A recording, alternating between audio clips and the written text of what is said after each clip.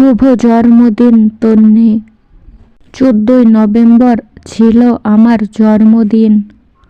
ওই দিন সারাদিন কি করলাম, কেমন মজা করলাম সেটা নিয়েই থাকছে ছোট্ট একটি ব্লগ। চলেন আপনাদের সাথে শেয়ার করি। হ্যালো, কেমন আছেন সবাই?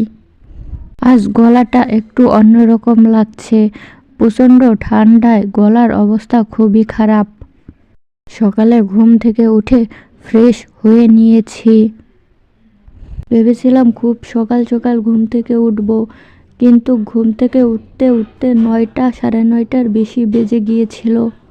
এই তো এরপরে একটা গিফট পার্সেল এসেছিল, সেটাই আনবক্সিং করছি।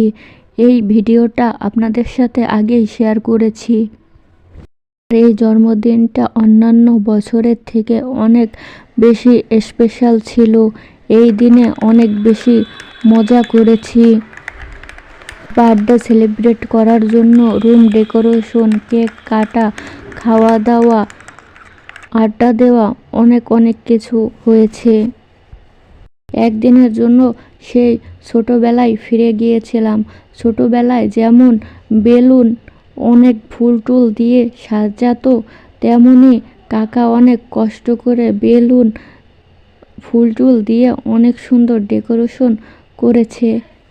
সারাদিন এই ডেকোরেশনের পিছনে অনেক এফোর্ট দিয়েছে। আমাকে স্পেশাল ফিল করানোর জন্য এতটা এফোর্ট দিয়ে এত সুন্দর একটা আয়োজন করেছে। মাঝখানে অনেক আনন্দ করেছি, অনেক কিছু করা হয়েছে, সেগুলো আর ভিডিও ক্লিপ নেওয়া হয়নি। আসলে সবার মাঝে থাকলে ভিডিও করতেই ভুলে যাই। এরপরে সন্ধ্যার সময় রেডি হয়ে অনেক ছবি ভিডিও এসব করে নিচ্ছিলাম। কত যে ছবি আর ভিডিও করেছি ফোনে, এখন এগুলো রাখার জায়গাই নেই। এত সুন্দর করে সাজিয়েছে আর এত সুন্দর ছবি আর ভিডিও করে দিয়েছে, এর ক্রেডিট কাকার। আমাকে স্পেশাল ফিল করানোর জন্য বাসার সবাই কতটা কষ্ট করেছে। এবার বলেছিলাম আমার জন্মদিন স্পেশালভাবে সেলিব্রেট করতে হবে। তারপর সবাই মিলে এতটা এফোর্ট দিয়ে এই আয়োজন করেছে। নিজেকে অনেক ভাগ্যবান মনে হয়, এমন একটা পরিবার পেয়েছি।